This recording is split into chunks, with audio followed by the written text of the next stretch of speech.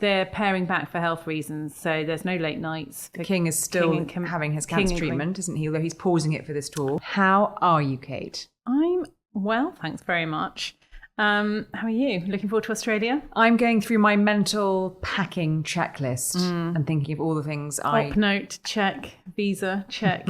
Passport, check. Anyway, we're getting ahead of ourselves here, Kate. Let's reel back to what's been happening this week. This week. Which has been more exciting than I think anybody originally appreciated. Yes. Because it's been just over a month since Princess of Wales released her video explaining that she was relieved to be announcing that she'd finished her chemotherapy. We had the family video and that long statement. And now, for the first time since that announcement, she has carried out her first royal engagement alongside Prince William. It was a big moment, wasn't it? And we got the heads up on Thursday that she'd decided to join William up in Southport to meet the bereaved families, of course, of that horrendous knife attack back in July where those 3 little girls were tragically killed.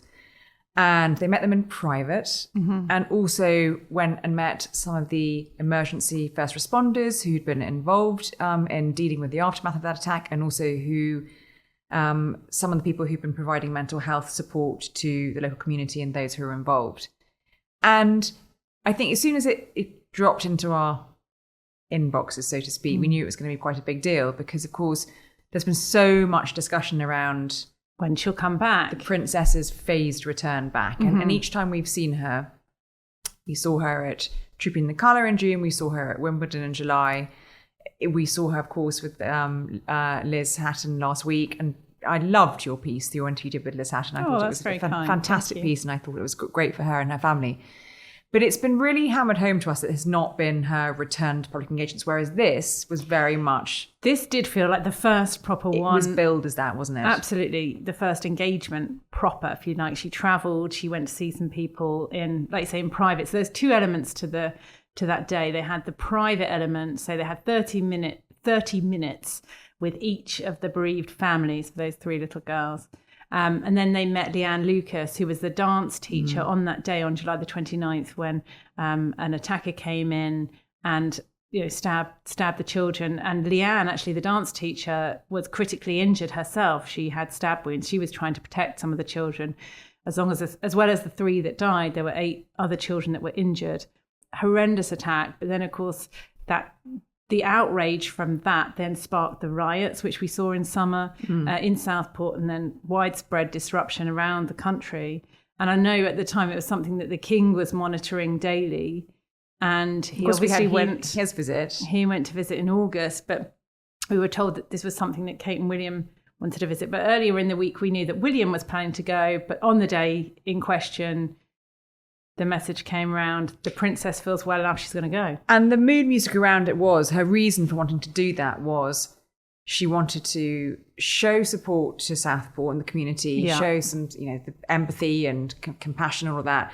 But also it was very important to both of them, to William and Kate, that they want to show Southport it's not been forgotten, that the community's not been forgotten, the families, all those affected. Because obviously, that's a danger, isn't it? As time wears on, stories fall out of the news agenda. But this is obviously something that is going to take a very long time for Southport to heal from.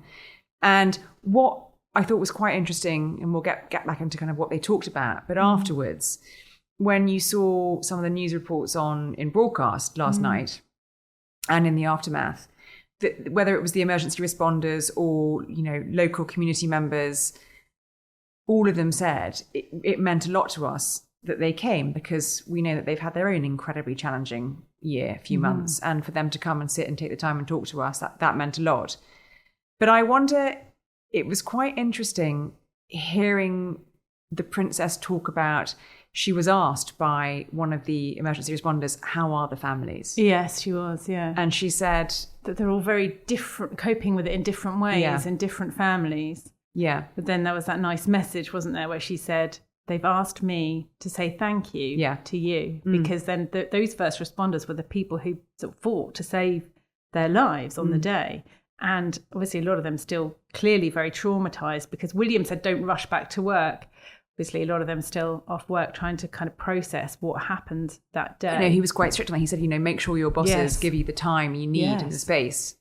And it was interesting where their questions went, I think, listening to Kate and William, because it shows what they're interested in. So Kate was saying, do you think there's still enough support? And the answers were interesting as well, because the firefighters sort of felt that, yes, they had time to process it. There'd been some counselling and things like that. Whereas the paramedics, so we're going from job to job. We never have time to kind of reflect. We never have that, you know, and then you're off work. But so it was interesting to hear the different emergency services. And obviously this is something that William returns to quite a lot, having you know, served, and we talked about it before, as an air ambulance pilot himself, and arrived sometimes first on the scene at really disastrous incidents where fatal incidents. He's seen some awful things, I'm sure, in his role. And he talked about, there was an interesting element between the two of them where he talked about, he asked one of the sort of experts and said, you know, do you find people talk to their partner about it? And you could see Kate kind of looking on and sort of nodding. And I thought, I wonder whether he went home and talked about a lot of that stuff, because they sort of said, well, you try and protect your partner from some of the things that you see. So you don't always want to go home and offload onto them. Do you remember when he did that? And I thought that was telling. He did that Time to Walk Apple. Yes. It wasn't a podcast, was it? It was a audio experience. Yeah, well, they did lots of different celebrities where you can walk you walk yourself and you listen to them walking, and you listen to William, and it was William choosing music and then talking about his experiences and memories around each track. And one of the things I remember he said, just to go to your point there, as to whether or not he took it home with him, he said that when he was doing the RAF search and rescue job in Anglesey, it sort of, you know, it fed into his growing interest at the time in mental health and what was, you know, causing issues, and actually young male suicide is an area he's looked into a lot and done a lot of work on. He was finding himself taking the trauma of the day home with him. And he talked about how he found himself in quite a dark place at times, and how that, you know, was quite overwhelming. Yeah. And so I think what's, you know, we've talked about it before, but when he goes into those situations and sits and talks to, whether it's, you know, paramedics or firefighters or people who've been first on the scene and seen traumatic things, he can bring his own experience to it. It's not just the heir to the throne coming and going, how are you? It's not kind of, have you come far? Oh, how dreadfully tough it must be for you. This is somebody who's got kind of on the ground experience. Remember, at the time, some elements of the media were quite critical, because he was 35 by the time he actually started full-time royal duties. And I remember people thinking, oh, he's putting it off. Why is he doing that? I think, well, look, it's a long job he's got, you know, there is no retirement date, and actually we're seeing now his preparation, that time that he spent with RAF Valley, job, how it helps with and then this he job. After RAF Valley, people thought maybe he would now start royal duties. He said, no, I'm going to go and do this civilian role. So retrained and was the air ambulance pilot at East Anglian Air Ambulance. Now we're seeing that play out. I think that actually that was a really smart move for him to have done that and done that training. And I actually started my newspaper career at the Liverpool Post and Echo. Don't know if you know that about me. I do know that about you. As part of my training... I know everything about you. That's worrying. As part of my training, I was stationed at the Southport Visitor for 3 months. And I can tell you that community is just so tight, and it's such a lovely place that when it happened, I was completely shocked. Obviously, everyone was shocked, but to know those streets, to know that community centre, to know the place where that happened, I think that will mean so much to that community. There's a lot of kind of, the church comes together, the people come together. There's a real sense of pride about the town, and that will mean so much, that visit. I'm going to read out what William said to the first responders they met. He said, "You're all heroes. Please make sure you look after yourselves. Please take your time. Don't rush back to work. You are all true professionals." And one of the things we talked about a few weeks ago was, I think we were reflecting on the King's visit to Southport, the role of the royal family when there are these national tragedies, these traumatic moments that aren't just moments in time. They have long-lasting impact on communities. Grenfell was one of them. Yeah. This is certainly another one. The role of the monarch as head of nation and head of state, that sort of dual role. And the wider family in terms of bringing comfort and support, but recognition. Yeah. And I think it's interesting to see staging of it is the wrong word. Just sort of the way the king went first, then William and Kate sort of take their own experiences, their own interests there. A lot of people say, what's the monarchy for?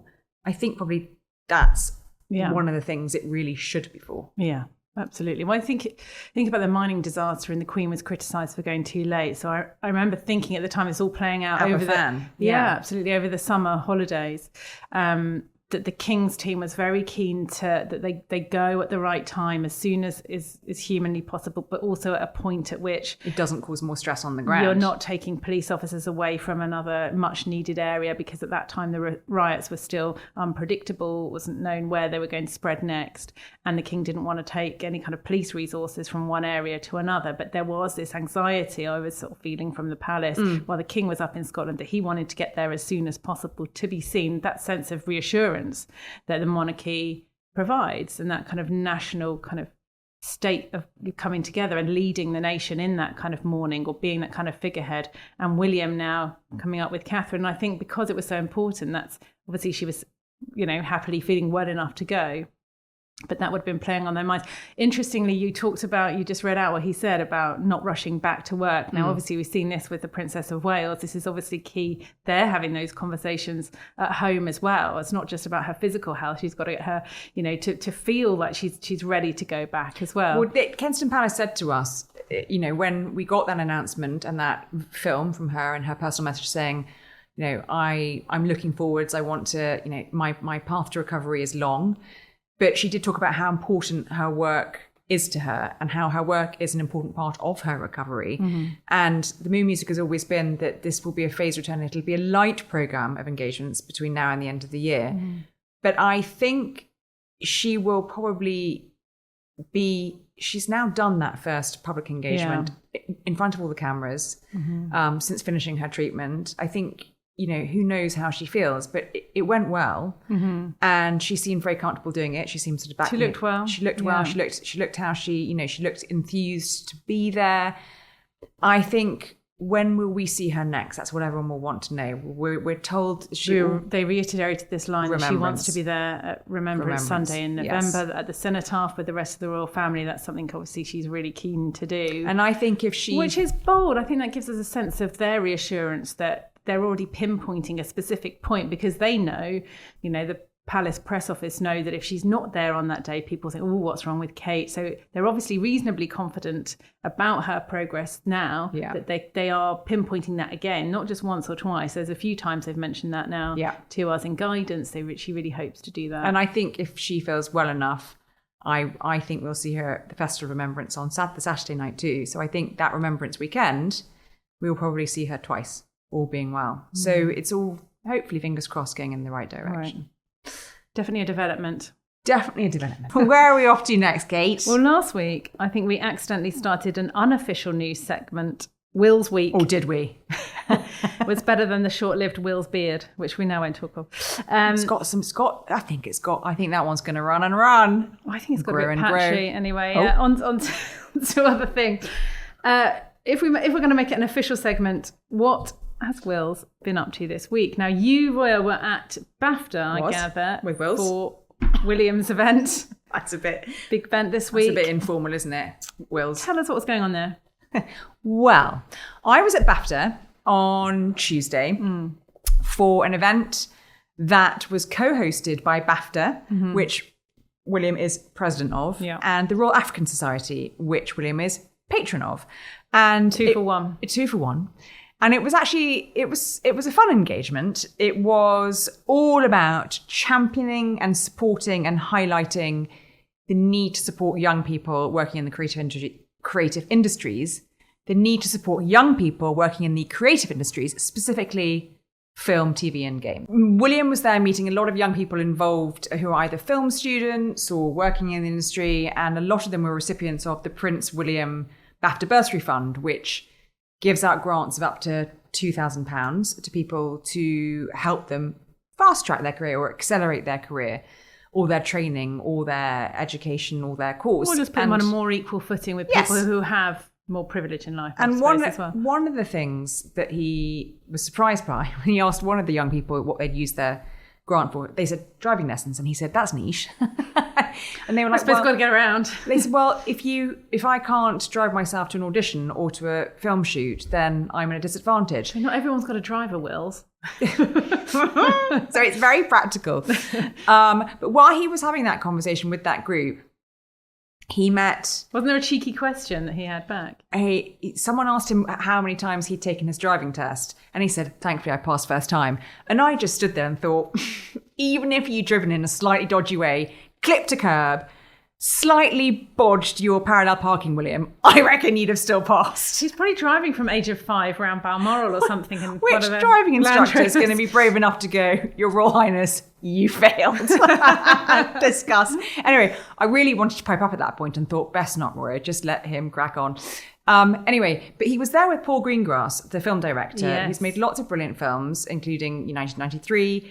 More importantly for William, he has directed 3 of the Bourne franchise. 3 of the 5 Bourne movies. So the reason Paul Greengrass was there... Matt Damon stars as Jason Bourne, exactly, doing lots of it, if you've never seen if you don't know them. The action thriller. Now, Paul Greengrass was the founding donor to Prince William's bursary fund. He made the first donation back And how much did he give on that? I didn't ask. That's interesting, though. 2021. Yeah, so he made the first donation. And one of the things William said was, any chance might you make another Bourne? Any more Bournes, Paul Greengrass? And he said, computer says no. No. It's no, Your Royal Highness. Wow. Yes. He doesn't hear that word that often. He did from Paul Greengrass. Goodness.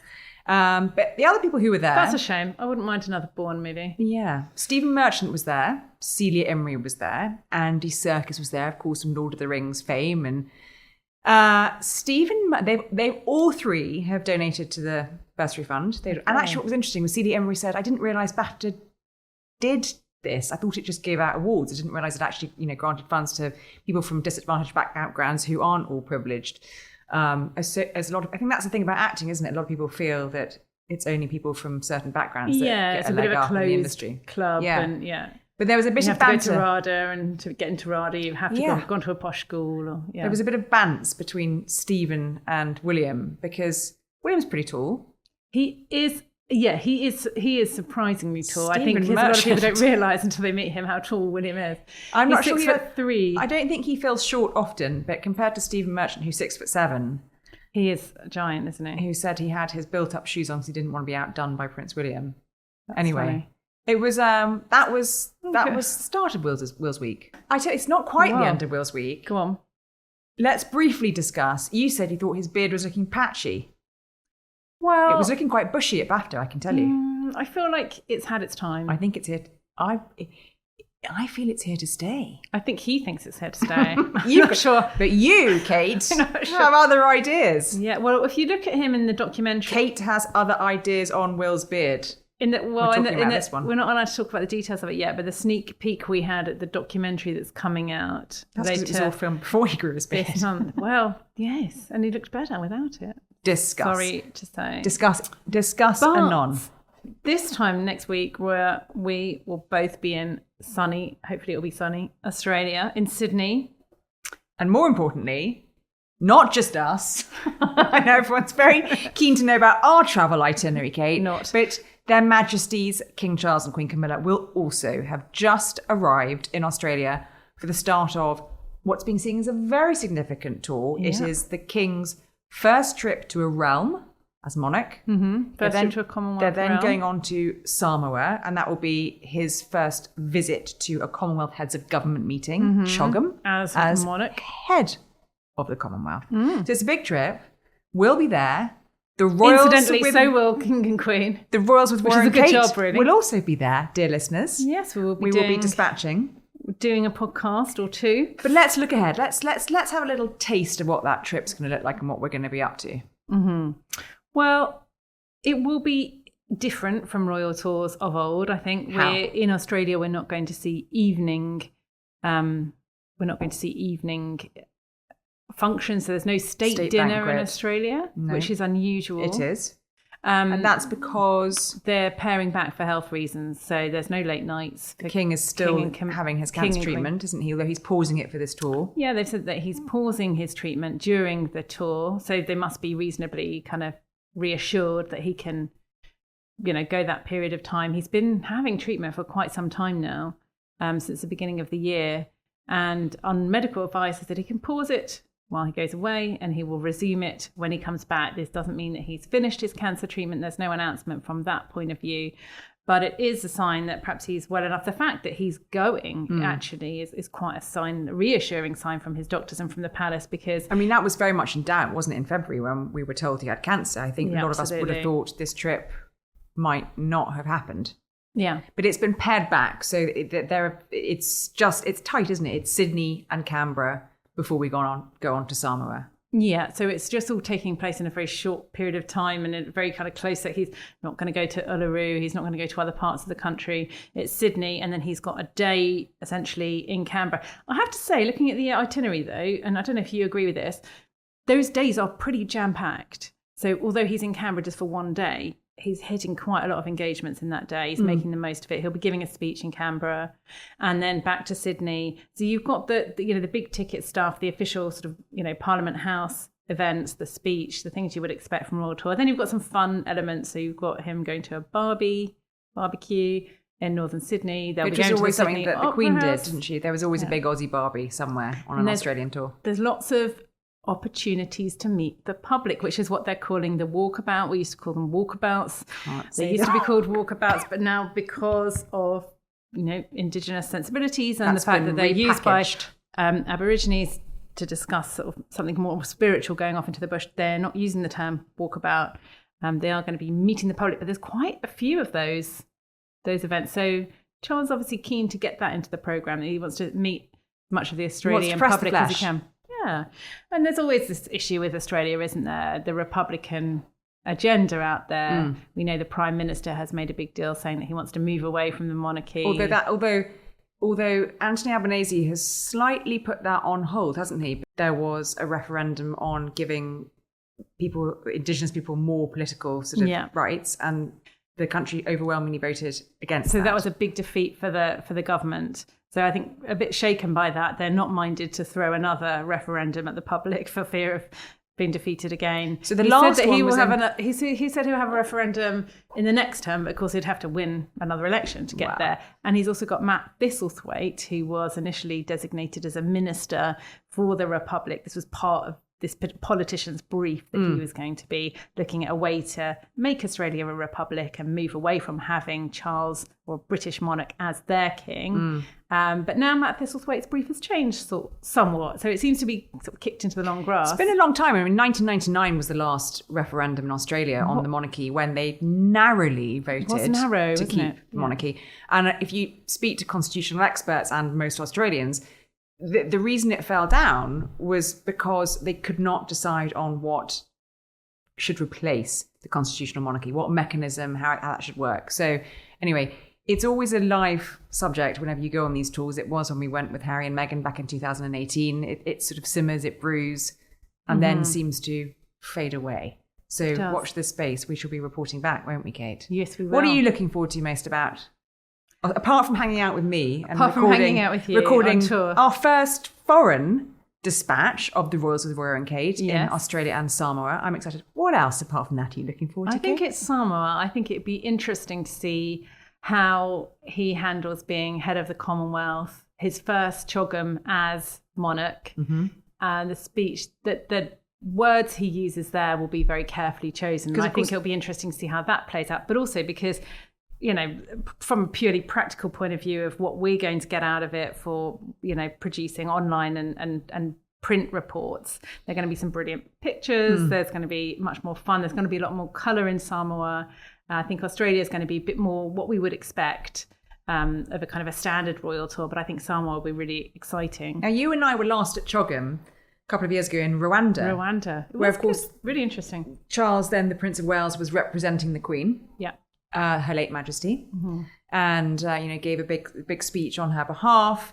Yeah, because it was June, so it was just a couple of months before the Queen died. Went out then. There was a bit of a hoo-ha about the Rwanda plan, wasn't there? And discussion that perhaps the King, then Prince of Wales, didn't really agree with that. But as you said, I think it'll be interesting now Boris is out and Charles is in. To see how he holds court as monarch. and whether there's any sort of shift there. So that will be very interesting. What are you looking forward to? I'm looking forward hanging out with me to obviously hanging out with you, top of the agenda. Naturally. I'm looking forward to seeing a new country, Samoa. These tours do take us to extraordinary places I wouldn't go off my own bat. I mean, going with Harry and Meghan to Australia and then on to Fiji and Tonga. I don't think I'd have probably got myself to Tonga unless it had been on a tour. And Samoa is, it'll be fascinating to see how that Commonwealth country sees itself in the Commonwealth, how it responds to, the King and the Queen. I'm looking forward to just being back out on the road again. Yeah, back out on the road, because I think it's been such a strange year from illness, and we haven't had those foreign tours. The fact that they're resuming, albeit on a kind of tightened, watered down schedule. Still a big old trip. Still a big trip. Sort of 11 days if you can count the travel for the King and Queen, longer for us, so you have to sort of schlep it around on various different commercial legs. But I think to see the machine back in action, I think will be really interesting, and what that looks like. Well, watch the space, listen to the space. Although very sadly our producer Callum isn't coming, we will still, by hook or by crook, we'll get him into the episodes. I think we'll have to make him either stay up really late or really early to produce it from Britain. We will be making some episodes, and we will be We'll filing get you our in dispatches. there somehow, Callum. Yes, we will. So anyway, looking forward to that. But somewhere the King won't be very soon after that big trip is COP29, Kate. And where's that, and why is he not going? Azerbaijan. And he's always invited to COP, or if he goes to COP, I should say, it's always on the invitation of the British government. So they will decide whether he should go or not. And obviously he's made a big deal of going to COP, and he's really supported these annual climate change conferences and he gave summits. a very big speech at last year's COP, didn't he? At Dubai last year, he gave a great kind of opening speech, a sort of tub-thumping speech, saying that, not enough's being done. We need to redouble our efforts to stop the world sliding into sort of environmental chaos, really. But this year, it seems that he hasn't been invited by the government, and certainly he's not going. The mood music from the palace is that while these things are up to government, you also have to bear in mind that he would have come back from a huge trip. It's not really the same point, because I think Sir Keir Starmer, the Prime Minister, could have